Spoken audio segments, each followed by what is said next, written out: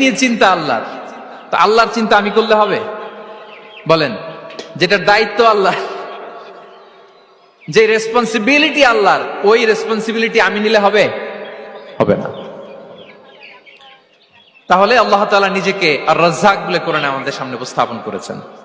রাজ্জাকের তিনটা বৈশিষ্ট্য আছে, যেই সত্তার মধ্যে তিনটা বৈশিষ্ট্য খুঁজে পাওয়া যায় তিনি হচ্ছেন আর Razzaq, the provider, the sustainer. আর রাজ্জাক কোন সেই তিন গুণ? এক নম্বর গুণ হচ্ছে নো ডেফিসিয়েন্সি, তার কোনো অভাব থাকবে না। হু continuously provide sustenance to his creatures, যে লাগাতার নিয়মিত প্রতিনিয়ত তার সৃষ্টিকে রিজিক দেন এবং গোটা বিশ্বকে রিজিক সরবরাহ করতে যে তার ধনভাণ্ডারের 1 ইঞ্চিও কমে না। সুবহানাল্লাহ বিহামদি।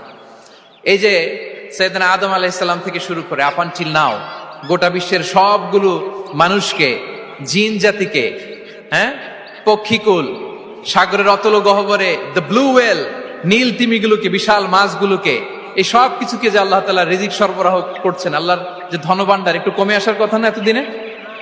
কি বলেন? এত হাজার হাজার বছর রিজিক দেওয়ার পরও তার ধনভাণ্ডার কমে নাই? না।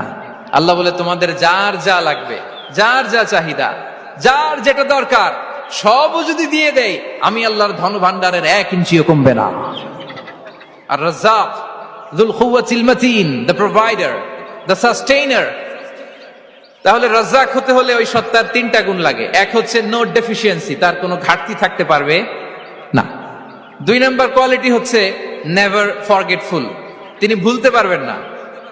Who never forget the needs of his creation, তার সৃষ্টির কোথায় কার কখন কোনটা লাগে এটা ভুলে গেলে চলবে না।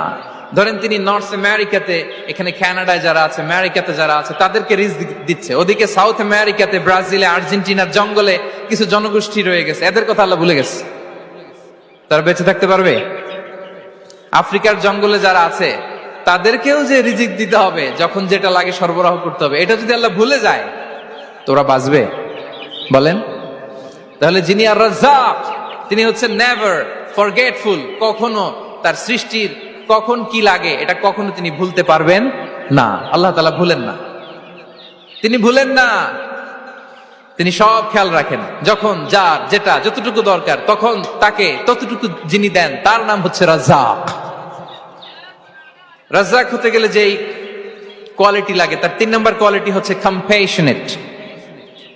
কম্প্যাশনেট, দয়ালু, অনেক বেশি দয়ালু, এত বেশি দয়ালু যে তার বিরোধিতা করলেও তাকে রিজিক দেয়া থেকে তিনি বঞ্চিত করেন না। His disobedience affects the risk but not stop the risk. আপনি যদি আল্লাহর অবাধ্য হন, আপনার রিজিকের বারাকা হয়তো কমে যাবে কিন্তু রিজিক বন্ধ হবে না। যে গোটা বিশ্বে যারা অবিশ্বাসী আছে, যারা নাস্তিক আছে, যারা আল্লাহদ্রোহী আছে, তারা কি খেয়ে পরে বেঁচে নাই? বলেন, তাদেরকে কি আল্লাহ তাআলা রিজিক দিচ্ছে না? এই তো সুবহানাল্লাহ।